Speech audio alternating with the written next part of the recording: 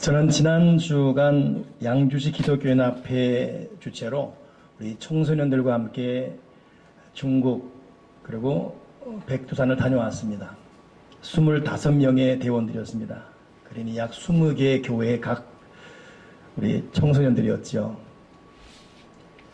인천에서 대련으로 비행기를 타고 갔고, 또 대련에서 단동으로 버스로 4시간, 그리고 또 단동에서 압록강까지 또 4시간, 총 버스만 8시간 가는 길에 한번 쉬고 또 유적지 보고, 그리고 최종 목적지 백두산까지 다녀왔습니다. 개인적으로는 전 중국을 별로 가고 싶어 하지 않는 나라로 제 마음에 두고 있어요. 왜냐하면 뭐 우리끼리 얘기지만 좀 예의가 없고 또 좀 지저분하고 때로는 좀 거칠고, 중요하게 또 음식을 믿고 먹을 수가 없어요. 백두산 갈 때는 4시 일어나야 돼요. 5시에 짐 챙겨 출발해야지만 천지에 오를 수 있으니까. 호텔에서 도시락 싸주는데 소세지, 달걀 뭐 나오는데 이거 소세지 이거 먹어도 되나? 그래도 안 먹을 수 없으니까 또 먹게 되고, 또 아니나 다를까 저만 보더라도 어제 오늘 계속 설사하고 있고 병원 다녀왔고, 나만 그런 줄 알았더니 또 여러 아이들 또 뭐 심하진 않아요. 약간. 예. 그래서 개인적으로 그래서 별로. 근데 이번에 다녀오면서 느낀 것은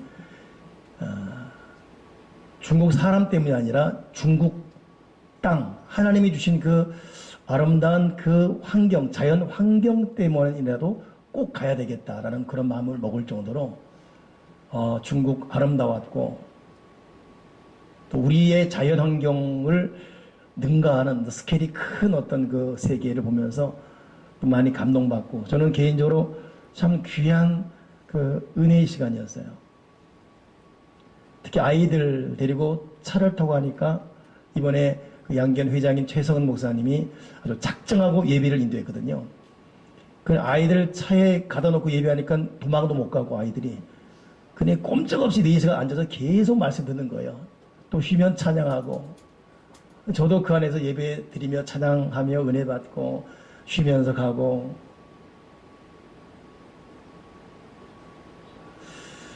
근데 가면서 희한하게 느낀 것은 백두산 가기 전에 그 광개토 대왕릉을 갔거든요.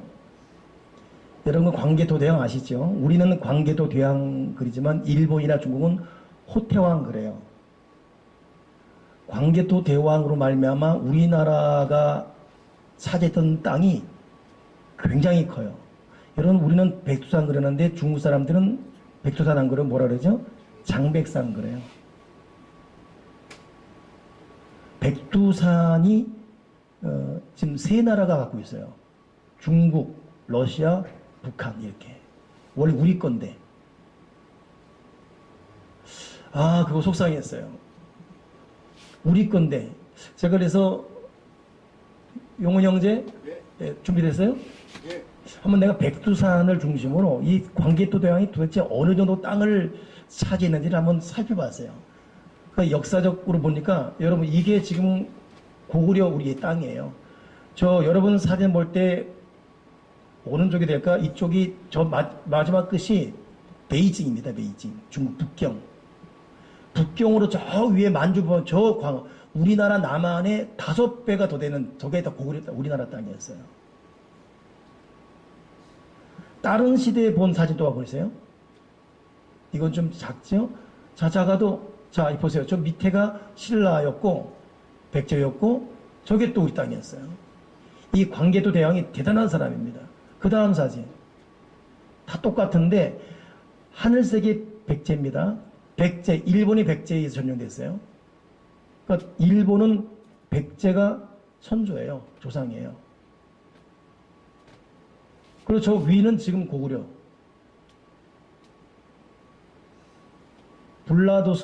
블라드보스크인가? 러시아. 다 우리나라 거였고. 또 하나 보십시오. 예, 뭐 색깔만 다를 뿐이지 저게 다 고구려 우리 광개도 대왕이 이룬 땅입니다. 또 있어요? 색깔만 달라졌다 그랬죠? 저게 다 우리 거예요, 지금. 근데 저게 지금 다 중국에 넘어가서. 저 크게 보니까 지금 일본 밑으로 해가지고 저렇게 된 거예요. 그러니까 우리 대한민국이 저기 몇 개 들어가? 5개가 아니죠? 한번 대한민국 기를 하나, 둘, 셋, 한 10개 들어가겠네요. 지금 다 뺏겼습니다. 광개토 대왕이 한 이후에 약 300년 후에 마지막 왕이 보장왕이거든요. 보장왕. 이때 당나라에게 패배하면서 바로 그 직전에 연개소문이 아주 힘을 써서 물리쳤습니다. 근데 연개소문 죽은 이후에 급격히 이 고구려가 무너지면서 마지막 보장왕 때는 볼모로 잡혀가지요. 근데 그럼에도 워낙 큰 땅이니까 여기저기에서는 우리나라 항복 못한다. 고구려 중앙정부는 무너졌어요. 근데 지방정부는 항복 못한다. 마지막까지 싸웠죠. 그 마지막까지 싸운 사람들이 고구려 땅이 무너진 이후에 세운 게 발해입니다. 발해 제국. 그러니 고구려는 무너졌지만 저 절반 정도의 발해 땅이 또 유지되고 있어요. 고구려 땅이건 발해 땅이건 땅이 굉장히 큰 거였습니다. 근데 지금은 다 중국에 넘어갔어요. 그래 백두산도 여러분, 우리가 지금 광개도 대왕 저 정도 땅을 갖고 있었다면은 우리가 여기서 지금 뭐 배련까지 가서 거기서 8시간 넘게 10시간 넘게 차로 갈 필요 없이 부산 가서 해운대 가도 너 어디 가니? 나 지금 잠깐 백두산 갔다 올게. 갔다 와. 언제 오려고? 오늘 와야지 뭐. 갔다 오면 되는 거예요. 그렇게 못 갑니다. 날 잡아 가야 돼요. 비행기 타고 6시간을. 거기에 참 많은 사람들이 올라갑니다. 그 돈 다 중국에 다 넘어가고 있습니다. 광개토 대왕 능 갔는데 이거 무슨 뭐 웬 이 벽돌로 그냥 쭉 쌓은 돌무덤이었어요. 아무것도 갖춰지지 않은. 중국 사람들이 가꿀 필요 없죠. 자기 나라 왕이 아니었으니까. 의도적으로 가꾸지 않지요. 왜냐하면 가꾸고 개발하고 파내면 거기 고기로 옛 융을 다 나옵니다. 그러면 이게 명백하게 조선 사람들, 저 한국 사람들 왕이었던 거 다 드러나 버립니다.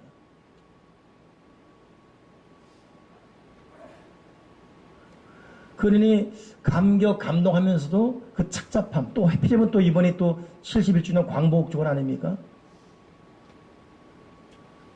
여러분, 광복이라는 것이 제가 지금 주보에도 써놨지만 해방이라는 것은 다른 외세, 외부에 의해서 도움받아서 자유를 누린 게 해방이고, 광복은 외부의 도움 플러스 우리의 자주적 노력이 합쳐져서 이룬 자유가 광복이에요. 그래서 우리는 8.15 해방을 하고 8.15 광복을 해요. 다른 사람의 도움만이 아니라 우리 자체의 힘도 같이 있었다. 그러니 우리 조상들이 얼마나 애를 쓰면서 나라를 지켰겠습니까? 근데 안타까운 것은 고구려가 무너진 것이 결정타가 누구냐? 신라였어요. 신라. 도시로 말하면 경상도. 내가 경상도 사람이라서 말합니다. 경상도 신라가 당나라와 손잡고 나당 연합이 돼가지고 고구려 무너뜨려버립니다. 그리고 통일신라시대 열죠. 그 통일신라시대도 평양 위에까지만이에요. 백두산까지 못 가고. 그래놓고 통일신라 이뤘다. 그냥 가만히 있지 그냥. 나당 연합하지 말고 나당 연합군 만들지 말고 가만히 있으면 그냥 되는 건데 그냥 다 뺏겨버렸어요. 그러니 이번에 가면서 참 쉬며 보며 즐기며 은혜도 받고 하면서 정작 우리 민족의 역사의 현주소를 딱 볼 때 그 착잡함. 근데 이건 이제 앞으로 이끌어갈 아이들이 누굽니까? 우리 같이 갔던 청소년들이거든요. 이 아이들을 보는데 가슴에 콱 막히는 거예요. 왜 이렇게 더워요? 언제 가요? 목말라요? 콜라 먹고 싶어요? 똑바로 좀 걸어라. 어디로요? 네가 봐라. 왼쪽이냐 오른쪽이냐? 오른쪽이요. 캐리어 짐 꺼내도 자기 집만 딱 그러면 끝이야. 현수막 딱 드는데도 들어라 그러면 세워라 내어라 펄럭펄럭 들고 그 김현 목사님 이제 일 챙기면 빨리 역할 분담해서 해야 되는데, 이걸 말 안 해놓으니까 책임 안 지고,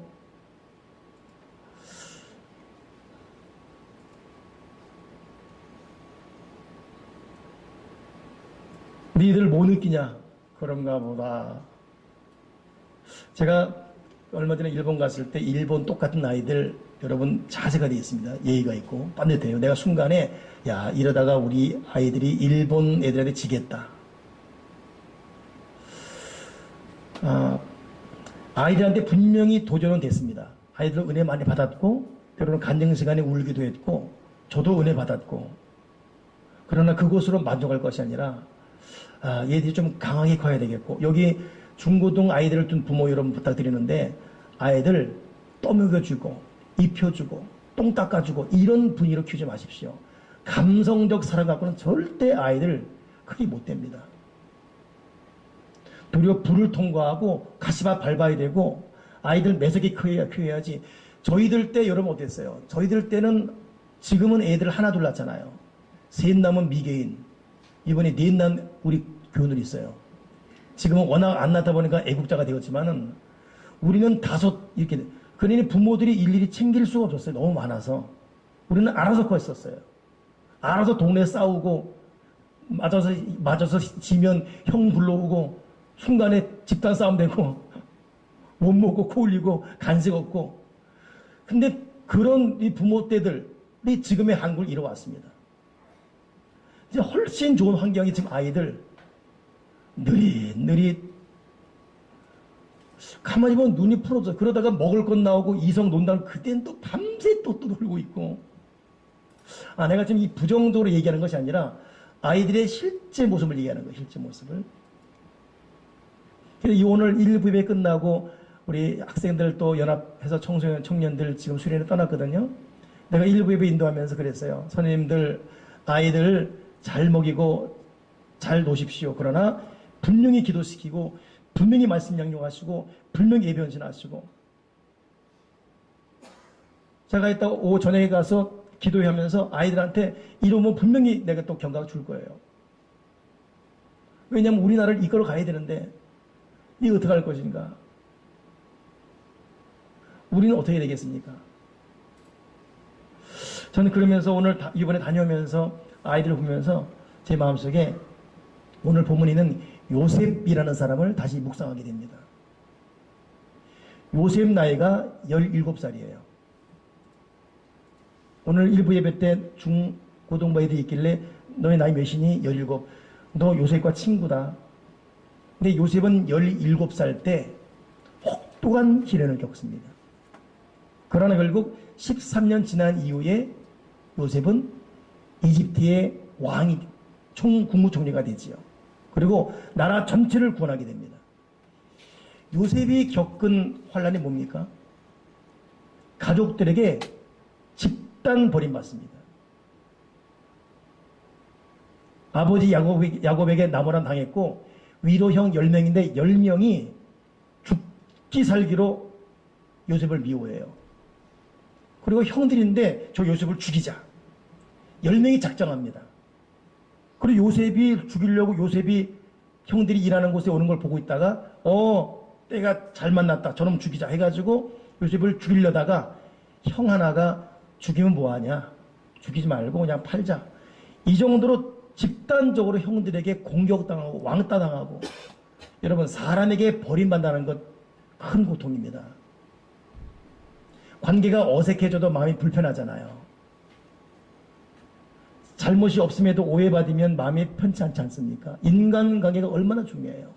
가족관계가 얼마나 중요하고 믿었던 아내 또 믿었던 남편 정말 배 아프게 일한 자녀들 그들에게 버림받은 감정 여러분 겪어보지 않으면 그건 이루 말할 수가 없습니다.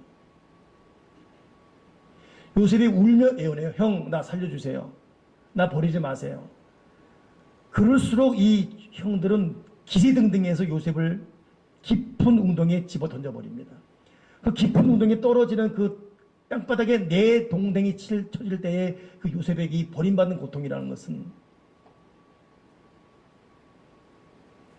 요셉은 그런 버림반이 아니에요. 형들에 의해서 버림받았는데 지독한 노동이 시작되지요. 이집트에 끌려가서 노예 삶을 살아요. 이번에 중국 갔더니 아이들이 기절출풍하죠. 이 중국 사람들이 우리 이 교회 이 설교가 지금 중국 사람이 들을 일 없으니까 이제 마음 놓고 얘기하는데, 식당에서 담배 피고 화장실 냄새 와, 똥은 바리바리 올려져 있고 애들이 그건 참지 않아. 목사님 참을 거예요. 언제까지 참냐? 끝까지 참습니다. 뭘 어떻게 끝까지 참아요? 그리고 남자들 다 우리 옛날에 제가 기억이 나. 옛날에 우리 어른들 이렇게 티셔츠 더우면 올려놔죠. 이렇게 기억나죠? 남자들 우통 벗고 다니고. 그땐 몰랐는데 지금 생각하니까 얼마나 이 야만의 미개이. 근데 대놓고 배도 또 이 남산만한 나온 배를 갖다가 또 올려놓고 두드리며 다니는 거예요. 근데 우리 중국운동 여자애들이 기절하죠. 어우 목사님 짜증나요 막. 화장실, 그래서 나중에는 근데 참 남자로 태어난 게 감사. 남자는 아무데나 발사할 수 있으니까. 여자들 고생하는 거예요. 지금도 그런데 여러분 몇천 년 전 노예로 끌려갔다. 어떻겠어요? 화장실 청소해야 되지. 또 귀족들도 뒷바라져야지.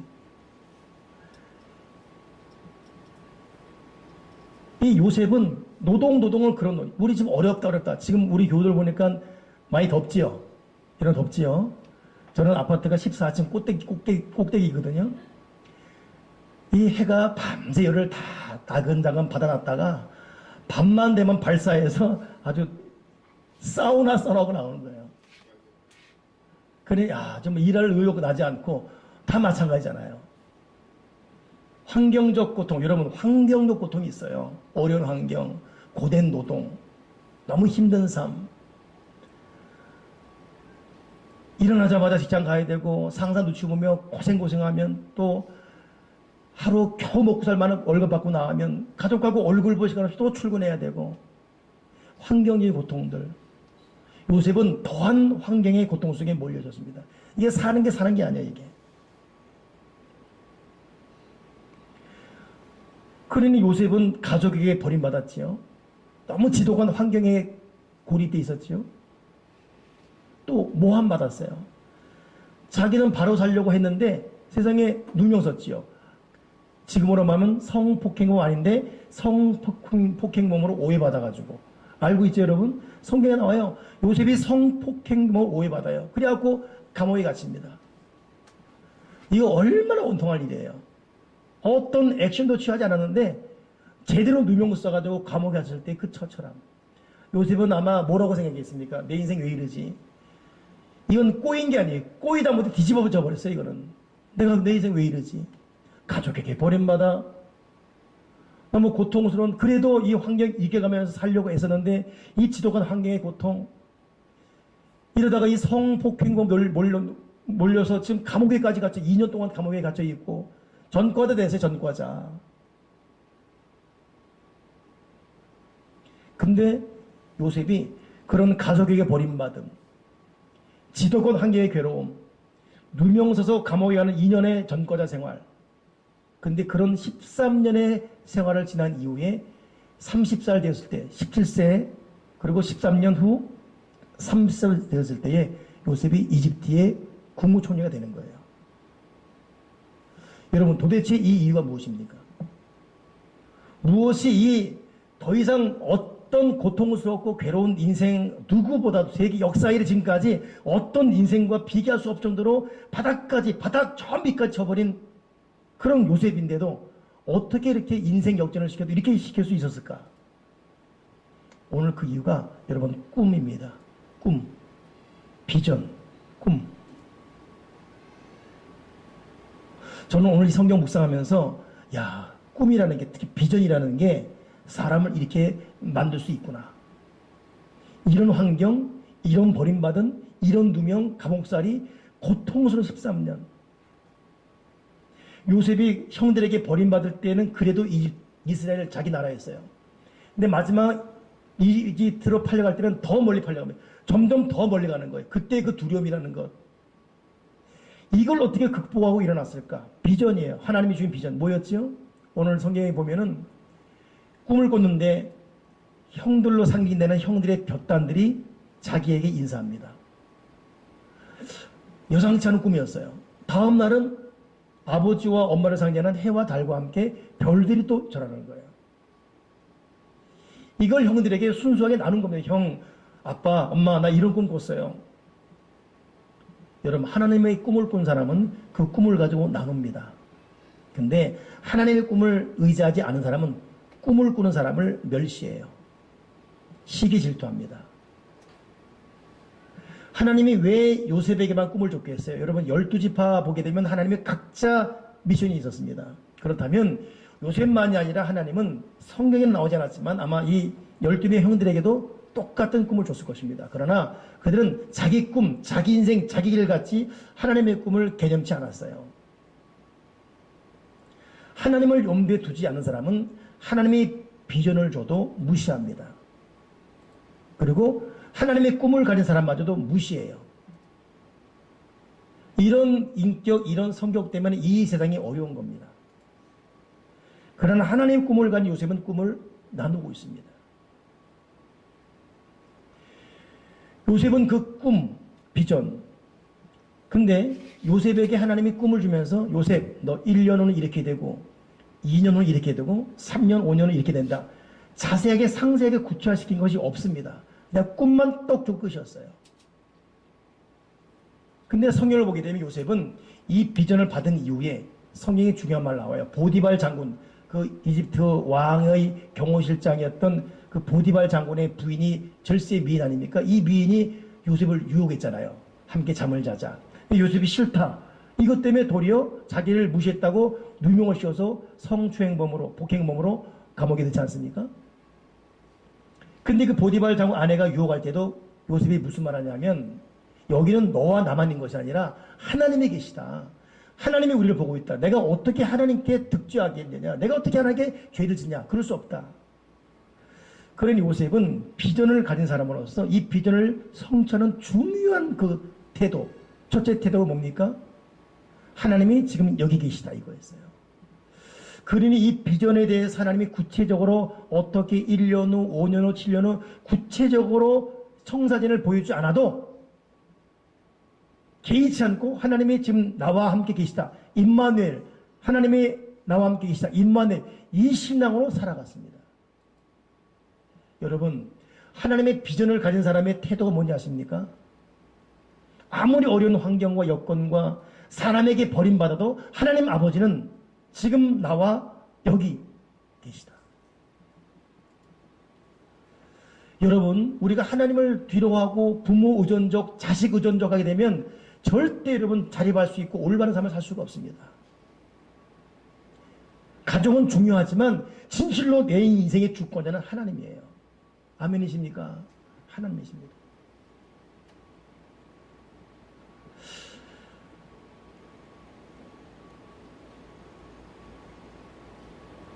여러분, 저는 요즘 그래서 이 하나님을 잘 믿고 살면서 나이가 든다는 것이 얼마나 중요한지 몰라요.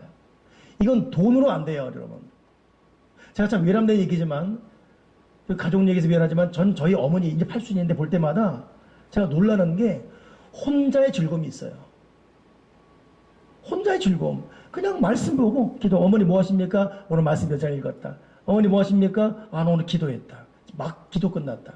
한 번은 내가 들어갔더니 침대에서 가족 예배 드리는 중이에요. 혼자 자기 다리 자기가 안마하면서 예배 드리고 있는 거예요. 아이고 니 왔노? 언제 왔노? 43세 과부 돼서 혼자 걷거든요. 큰형 죽도록 속색이고 아마 하나님이 나와 함께 계셔 이 믿음 없었다면 인생을 버려도 몇 번 버릴 사람입니다. 저 외모에 시집 갔겠지요. 하나님이 함께 계시다. 이것 때문에 사는데 지금 80대인데 우리 어머니 돈이 있으면 돈 없어요. 돈 없다고 뭐 불평하거나 내 인생이 왜 이렇게 됐는거나 이거 없어요. 그냥 자기 즐거움. 하나님이 오늘 여기 계시고 그저 예배하고 기도하고. 여러분, 돈이 절대 우리 노년을 책임지지 못합니다. 자식이 여러분 우리 노년 책임지면 절대 자식 새끼들 우리 책임 못 집니다. 부부도 어쩔 수 없고. 여러분, 우리 인생을 책임질 하나님밖에 없어요. 나는 여러분들이 믿음 생활을 잘하길 바랍니다. 그러니까 요셉이 가족에게 버림받아도, 구덩이에 버림받아도, 지독한 노예 생활로 환경적 고통받아도, 성추행범 누명 써서 감옥에 가도 이 사람이 요동치 않고 13년 만에 인생 기적을 이룬 것은 하나님이 오늘 여기 지금 나와 함께 계시다. 임마누엘 신앙. 하나님이 나와 함께 계시다. 여러분, 하나님이 여기 계시다는 걸 믿지 못하면 누군가를 찾게 돼요. 외로워서, 고독해서, 때로는 서러워서, 두려워서, 무서워서. 그런 사람 나중에 죽을 때 되면 안 죽으려고 바락바락했습니다. 여러분, 정말 예수 잘 믿는 사람은 죽음도 초연하게 받아들이지 않습니까? 예수 잘 믿어서 하나님이 지금 나와 함께 계시다. 이 믿음으로 이 마음을 단단히 무장시키기 바랍니다. 하나님이 나와 함께 계시다.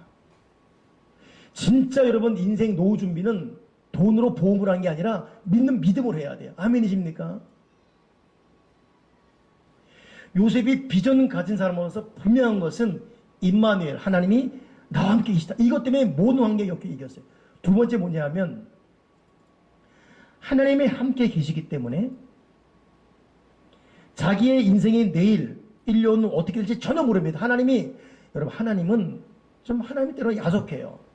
좀 어떻게 될지 보여주면 얼마나 좋습니까? 그러니까 여러분 맨날 우리 점치러 다니고 이 세상 사람들 그러잖아요. 궁금하니까. 미래가 궁금하니까. 그러나 요셉은 하나님의 비전을 받은 이후에 어떻게 구체적으로 이루어질지 관심 가지 않았어요. 나의 관심은 하나님의 계시기에 두 번째, 나에게 주어진 일을 성실하게 해간다. 오늘을 살아가는 거예요. 오늘을 성실하게, 오늘 열심히, 최선을 다해서. 그러니 보디발 장군 집에 노예를 끌려가도 얼마나 열심히 일했으면 보디발 장군이 모든 전권을 노예인 이방 사람 노예인 요셉에게 다 맡겨버립니다. 그렇지요? 다 맡기잖아요.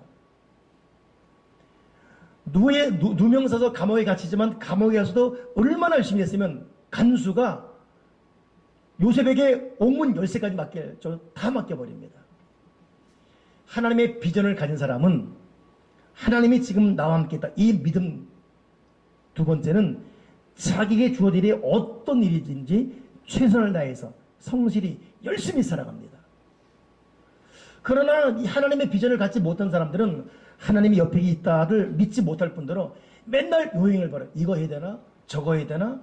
하나님에게 물어볼 시간도 없고 물어볼 여유도 없고 물어보지도 않고 하나님 모르니까 항상 잔머리 굴리고 일확천금 바라고 로또를 해야 되나? 어떤 사업을 해야 되나? 자기 스스로 자기 인생을 풀어갑니다. 맨날 지치고 맨날 실패하고 인생에 어떤 중심이 없고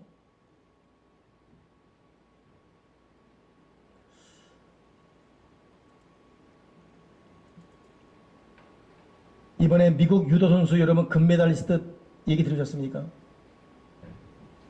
세상에 유도 코치에게 수년간 성추행, 성폭행을 당한 사람이에요. 얼마나 충격심했겠습니까? 이걸 딛고 결국 금메달 따버렸어요. 맨 처음 금메달 땄을 때 그 감사로 이 어려움 당하는 소녀를 위한 그 재단을 설립하지요. 이번에 또 따면서 또 구체적인 길을 열어놔요. 그리고 말하기를, 이번에 금메달 소감 말하기를, 저는 성폭행 당한 사람입니다. 저 같은 고통당하는 세계 모든 사람을 위해 살 것입니다. 이게 미국 유도 선수의 고백이에요. 여러분, 정신이 올러러 바뀐 사람이 있습니다. 마음의 태도, 이 태도를 바로 가진 사람이 있어요. 그런 사람이 역사를 이어갑니다. 제가 어제 뉴스보다 놀란 것이 미국 오바마 대통령이 마지막 그 생일을 맞이했어요. 백악관에서. 보통 대통령이 여러분 끝날 쯤 되면 레임덕이 있어요. 레임덕. 이제 권력이 다 누수 빠져나가면서 더 이상 힘이 없는 허수아비 같은 이 레임덕 그러거든요. 근데 오바마는 레임덕이 없어요. 왜냐하면 도덕적으로 깨끗하고 국민과 탁월한 소통력 때문에, 이 두 가지 때문에.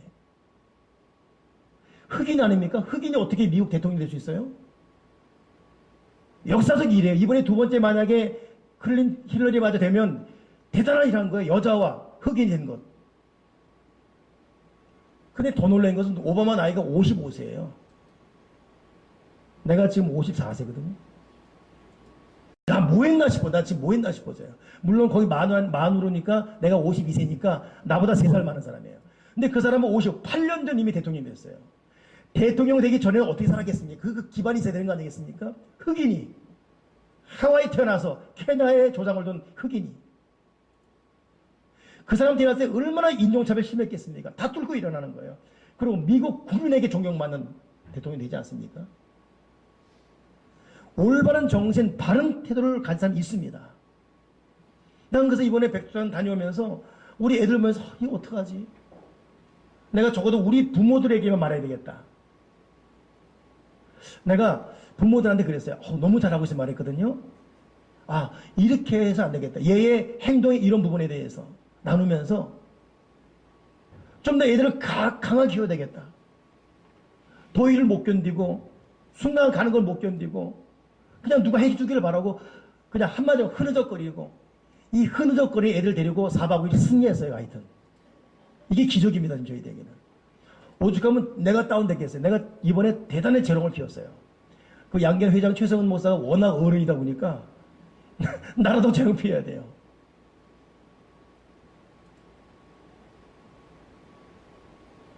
이건 여러분 비단 아이들만이 아니라 우리도 마찬가지. 여러분 흐느적거리지 마세요.